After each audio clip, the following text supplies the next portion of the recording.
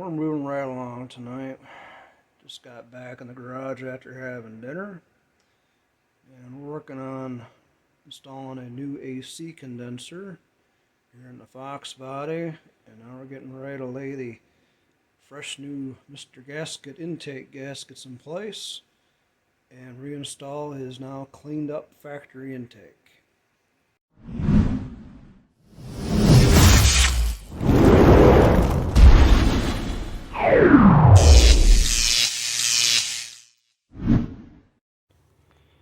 Progressing now to getting the timing cover ready to install, followed by the water pump. Went ahead and ordered a new bolt kit from LMR, late model restoration. Go ahead and open the box up for our fans. Included in the kit is every bolt you need to go ahead and install with all new hardware, which makes the job so much easier and so much faster. Also have a new timing tab to install. Which it'll sit down right. So we'll get that put on. Wait, turn it up. There we go. Yep. Just like that. And they give you stickers. You already put one on his toolbox. Put one on the U.S. General. So there you have it. Let's go back over the front of the motor. Alright. Cleaned up top of the pan there and the valve for the rubber seal. Get down here. We've also got the timing marks lined up. Again, this is the new timing chain on gears that are on it. There's the old one laying on the floor. And somewhere's here, we've got the new harmonic balancer. We felt was pretty good insurance to go ahead and put it on now. There is the brand new balancer. Where did that come from? Also from LMR and also made by Ford.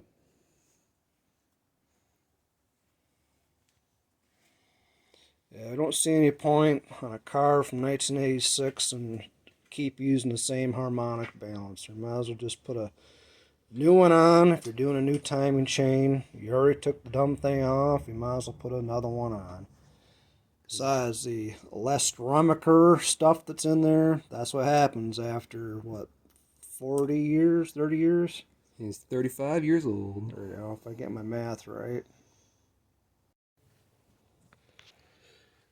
Well, first step putting this timing cover back on is we got these small dowel pins to put on. I caution him not to drop them because they get in that pan. We'll be lucky to get them back out with a magnet. Otherwise, it's going to be real fun to get them back. So hopefully they won't pop out when he hits it. You'll find out.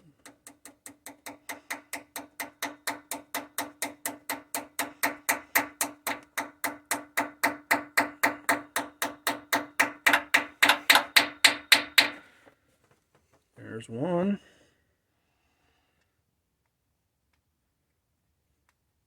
Those I feel like going in there. Clean up the area. Don't do that. It goes in the pan. Do it. And caution about putting paper towels or rags down there so stuff doesn't drop in the pan. We're going to change the oil anyway, but you don't want that crap to suck up into your oil pump screen.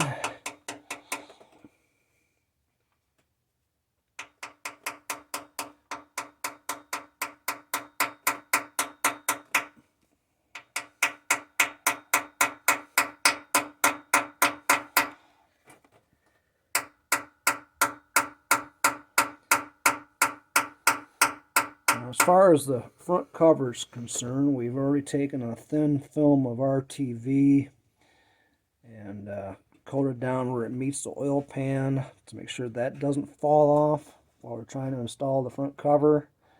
You know, it's just insurance that it stays put. So we'll go ahead and grab that cover, get that ready to go on. The new Felpro gasket.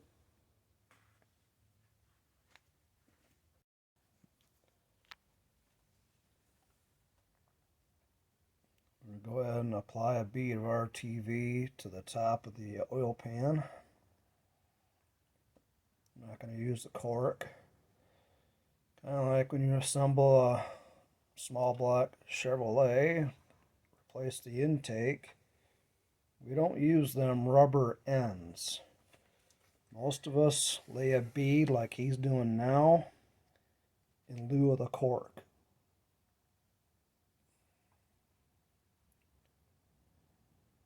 Does that prevent oil leaks? Also prevents seal leaks, and having the I guess the engine run a vacuum leak that you can't figure out.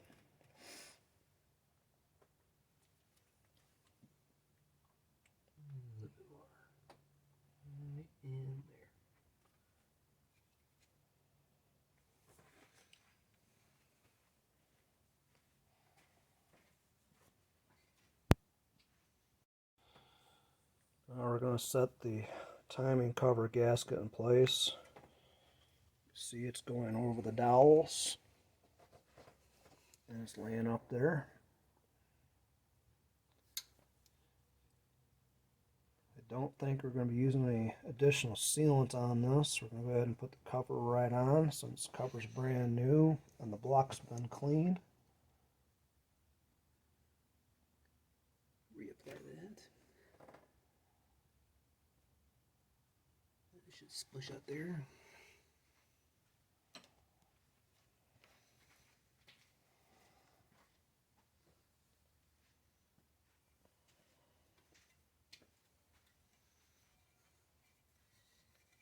Grab one bolt. Just make sure.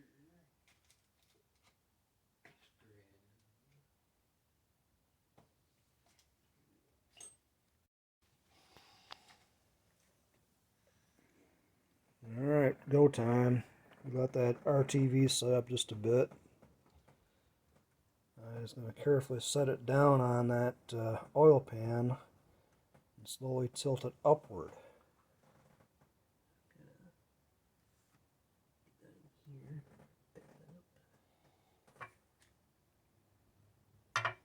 So it's going to go over that dowel pin down there on both sides. Smush. Smush. There's one. I'm going to reach down and hold it in there.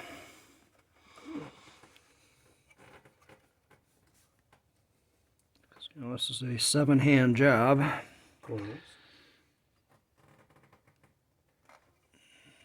Switch that away easier.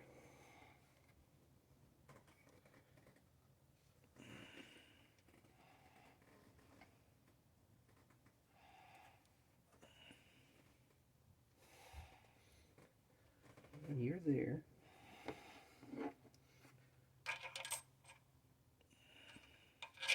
More or less. Squish. I got it for a second. You have to get a rubber mallet or a dead blow. You have to tap it in there.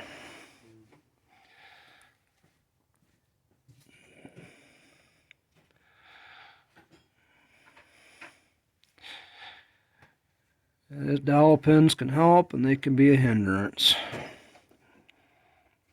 And I like to talk Chevrolet, small block. Not sure about the Fords. They've got dowel pins in the back of the block to help you line up the transmission. Usually when you start putting the transmission up against the block, if it's in the car like this is, it kind of helps you get things up. Get on the dowel pins, it helps hold it a bit so you can get a bolt or two started and go from there.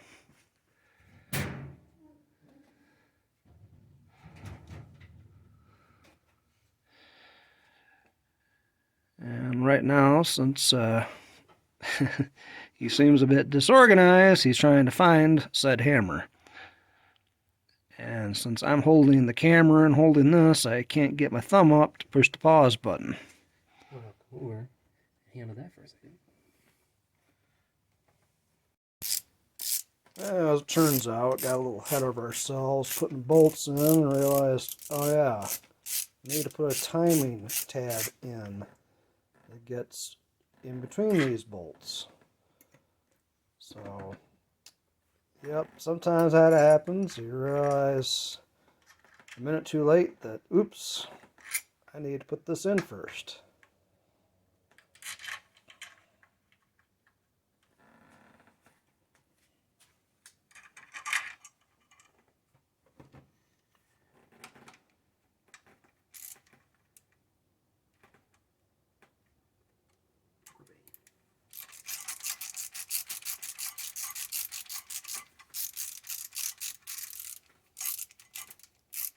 We just want to go around and snug these bolts. We don't want to hammer them down, so we get them all in.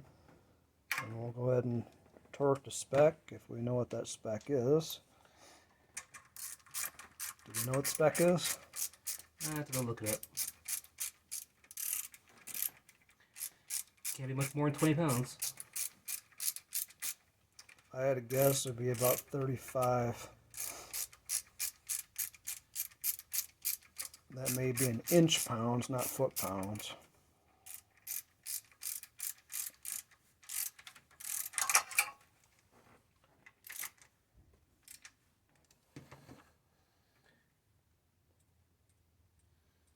This is all brand new hardware being installed.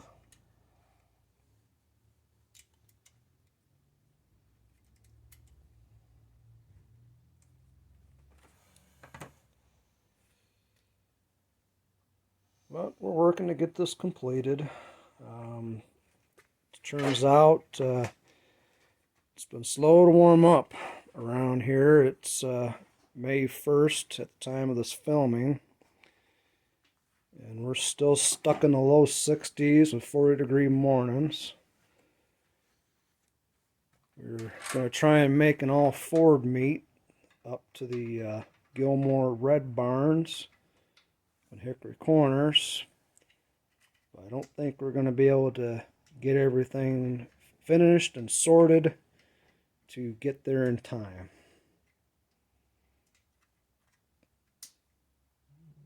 But when you get in a mindset of rushing things, you miss things. So it's better just to be methodical about your assembly, have everything sorted out and ready to go. You'll have a lot less headache later.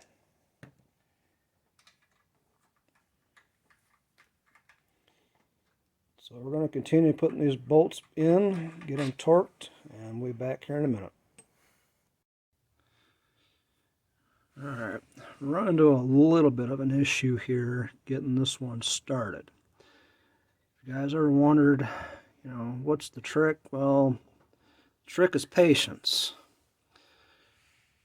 So we set this in there. You don't have a whole lot here to begin with. It's only going to tighten down about 5, 6 threads tops, it looks like. So you want to get some pressure on here, keep it going in,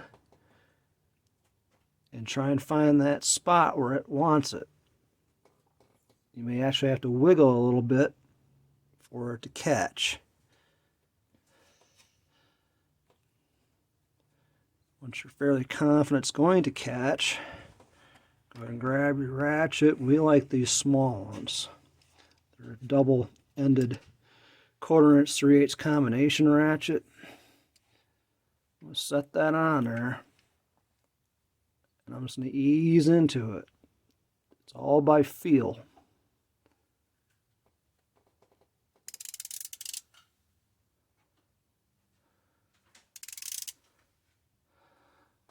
I'm watching the distance in between the shoulder of the bolt and the housing to see if it's catching. By feel, it feels like it's walking in there. We'll continue. Get in there a little tighter.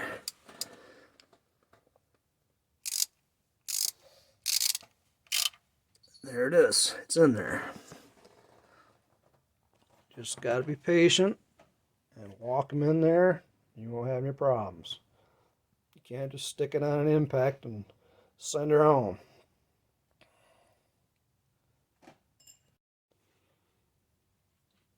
Alright, we're going to go ahead and start installing the water pump. It's got one bolt going through there.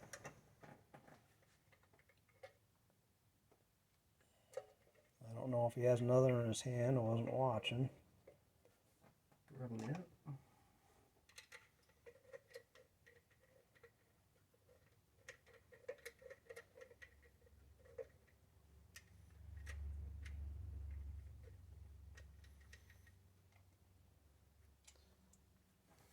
Now, unless you want to back it up one step, do you want to put your harmonic balancer on while you can see it, then put the water pump on? Yeah, probably should. Probably do it either way. Because if you take this pump out of the way, you have a clear view to the balancer. So maybe we'll back this up a little bit. Getting ahead of ourselves. That way you can run the breaker bar and or long ratchet without having the pump being in the stupid way.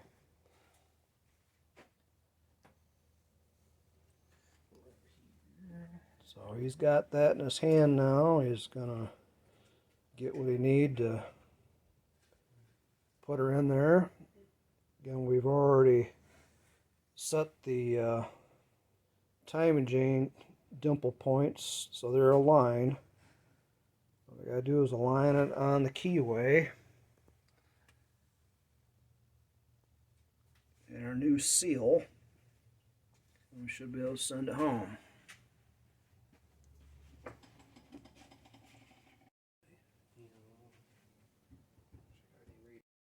Another tip, I didn't see him actually grab it, but he did. Put a light film of oil on that so it's not going into that dry seal. Alright. He's installing the harmonic balancer installation tool. Which, if you're going to be doing this, you really should go buy one and or rent one from your local parts supplier. This is not a hammer at home type deal. I don't care what your granddaddy said or your Uncle Bob said. Do not hammer a balancer in place. Untold damage will be done. There's a right way and there's a wrong way. And hopefully you guys are learning the right way to do something. We say here in Woodchucks Garage, you might learn a little, you might learn a lot, you might not learn anything at all. And that's up to you.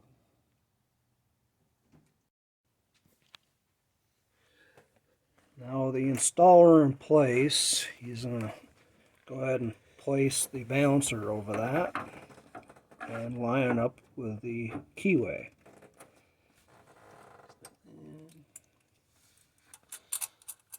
So that's the second part of it. That's with a bearing that goes on there.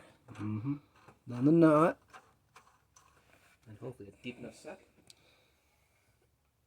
And what that bearing device does, it doesn't allow it to just mar or gouge into the balancer. It allows the socket to spin on that bearing as it draws the balancer all the way in. It's a long ways in there already.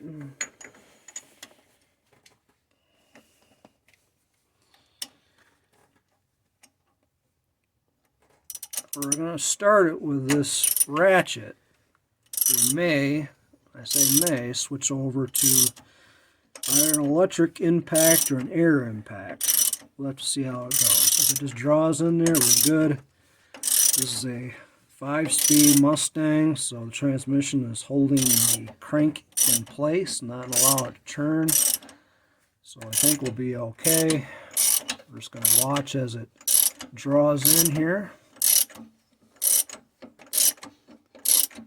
sometimes it runs up against a wall for some reason and just stops. Hopefully this won't be the case because we had the right tools to do the job right.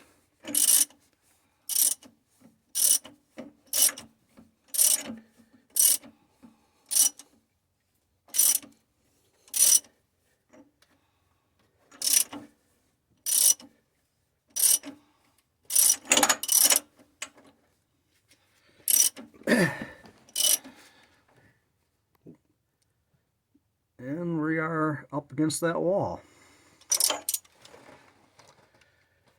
And we still have a ways to go. So we may have to switch over to an impact, because an impact will just drive it in, whereas we got a big lever like we've been doing, that tends to want to turn the engine over. And we're not getting anywhere. So we may have to investigate a different method here.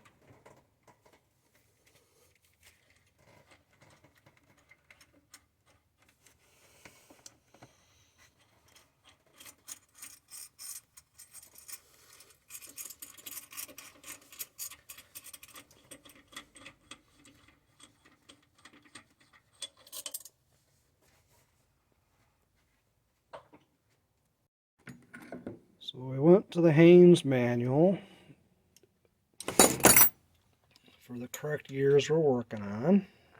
We open it up. They got all the specs here.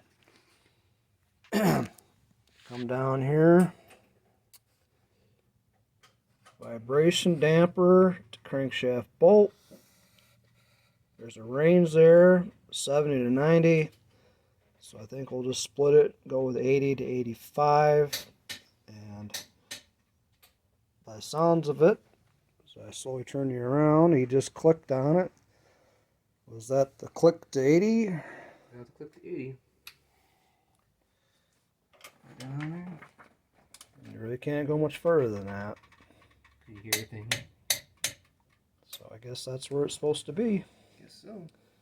So that means it's installed, and guys, it's installed properly. Because it'll point right to 0, which you moved a little bit. Which will come right back. So with that out of the way, now we can move on to what now? The water pump! Yay! Again. Attempt numero.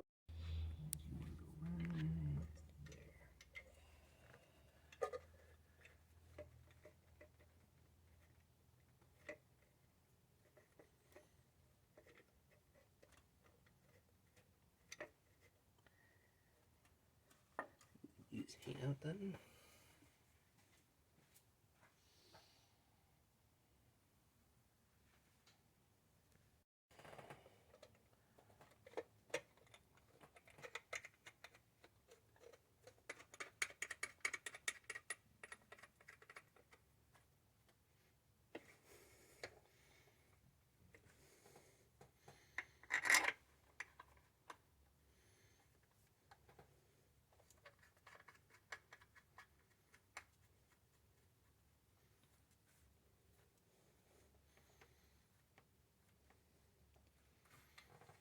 At the start of the video, we showed you the chart provided by LMR. It helps us select the correct bolts for the correct places. So again, you're not second guessing yourself and not remembering which bolts went where.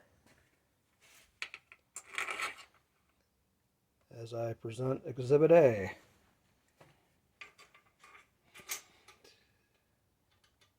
Yeah, how long do you want to spend trying to figure out where stuff goes back if you haven't done it every single week of your life?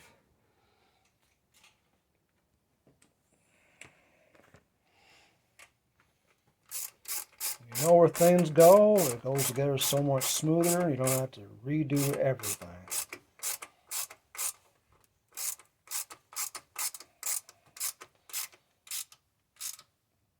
You'd rather make a job pleasurable more than stressful.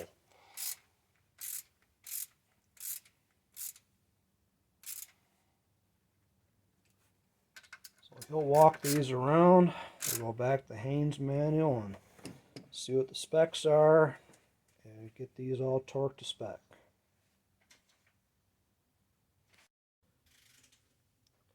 Well, according to the manual, the timing chain cover bolts are between 12 to 18.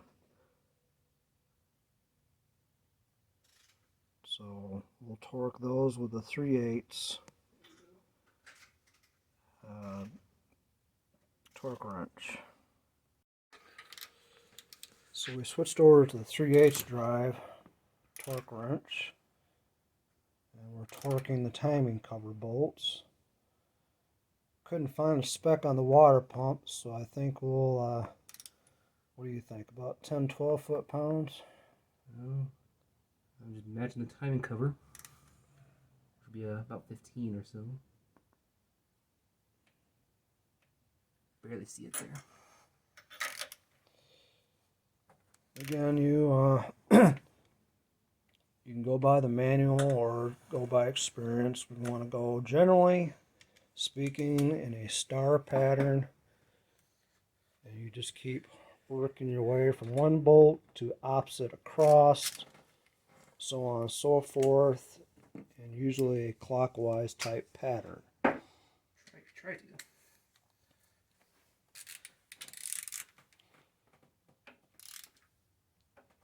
So we'll get all these torqued to spec and we'll come back. There's a new condenser. We also replaced, it's smart to do this, put in brand new bushings, or isolators if you want to call them, biscuits, to hold it in place.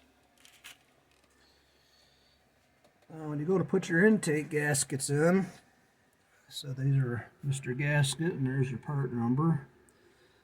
There's a little catch right here for it to lay on. So generally we're not going to have to use any sealant, at least that's our belief on this gasket. But we do need to put some sealant across the front rail and the back rail. So that's what we're going to work on next. Alright, gaskets are in place, and we laid a bead of RTV on the front and rear rails. We've been letting it set up for a minute, so we don't want to press out. We do want it to seal and do what it's supposed to. So we're going to get ready to put it in place. It's going to be a little difficult to film at the same time, but we're sure as heck going to try. Here's how we test for readiness.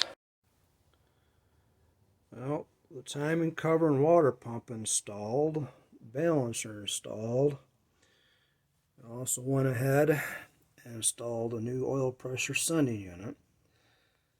Obviously this is an electric sending unit, not a mechanical. He's busy right now taking some brake cleans to the lower pulley and cleaning that up. And it appears he's got new bolts for that as well. So we're going to go ahead and get the lower pulley put on. And with that, you'll go ahead and install that. Very gingerly.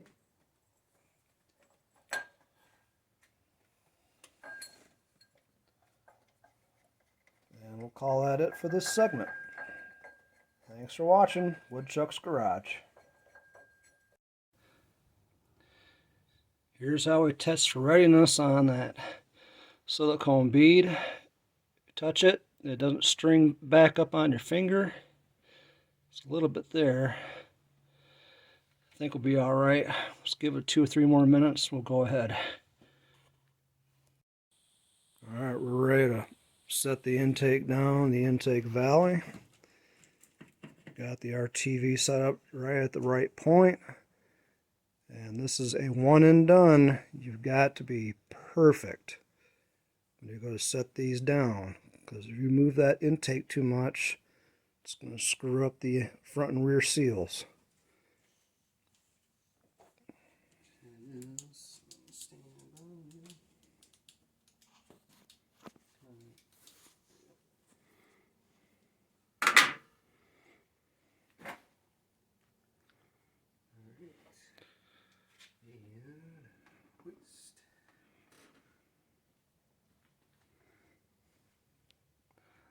You gotta go backwards. Back. I'm holding up the front.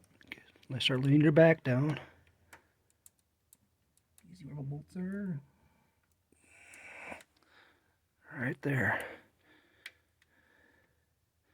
Come down. Let's see what we need to do here. Gotta come back this way a little bit, if you can. Just like that. A little more. Ever so slight. Should be fine there. Test the bolt.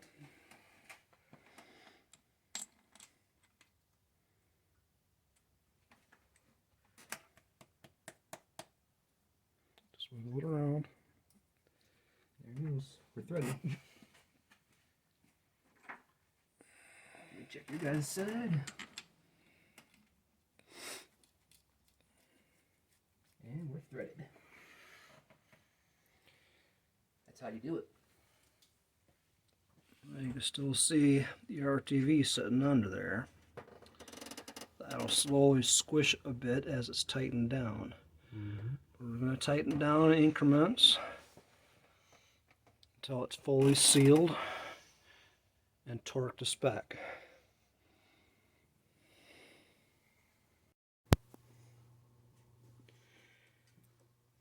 Alright, moving on. Got the intake torqued down to spec now.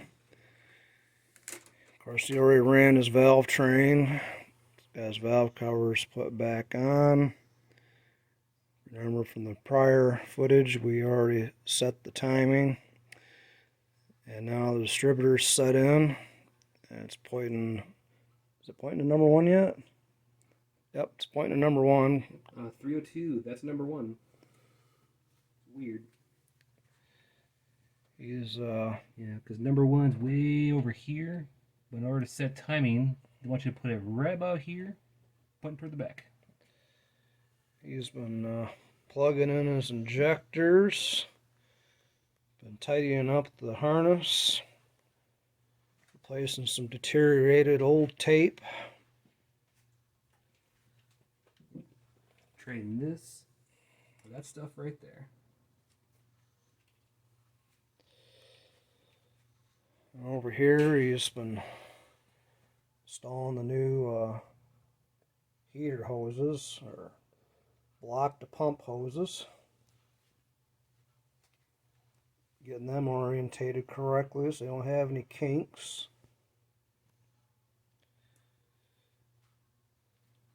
It'll be a while yet, but soon we'll have the upper intake installed. Probably going to start putting accessories on too. Of course, just about get any given car, a battery's going to leak over time, and I'm sure you guys recognize what happens. Just got to get in there and do some cleanup work. I'm just going to have to do some temporary repairs for now until we can get up to the other shop and do a little bit of welding.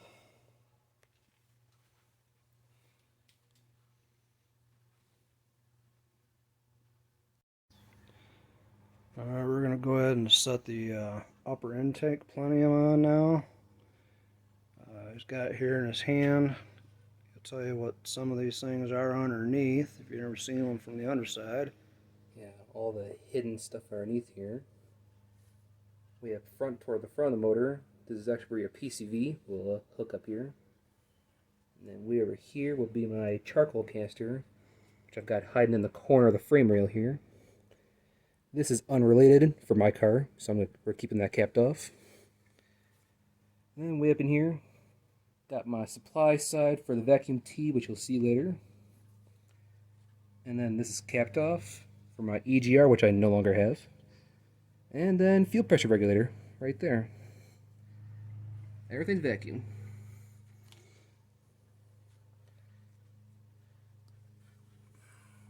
Here's the PCV. He needs to plug in as he sets it in place.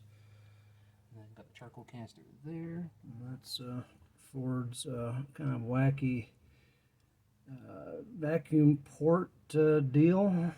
The vacuum tee. Got to get that plugged in too. And that. So quite a few things as it goes into place. All at the same time here. This should be ready to go. Got a new gasket in there. Got bolts ready to go. Alright, ready to sit around.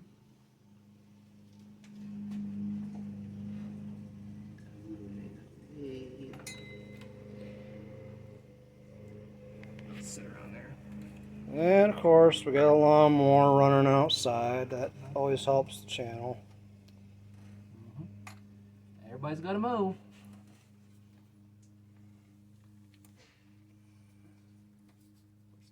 There's PCV.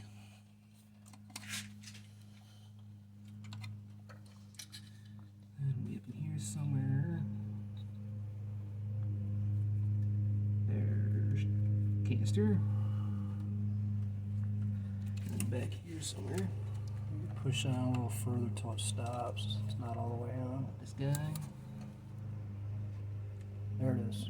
That's fully engaged. And that thing, get that. Right up in there.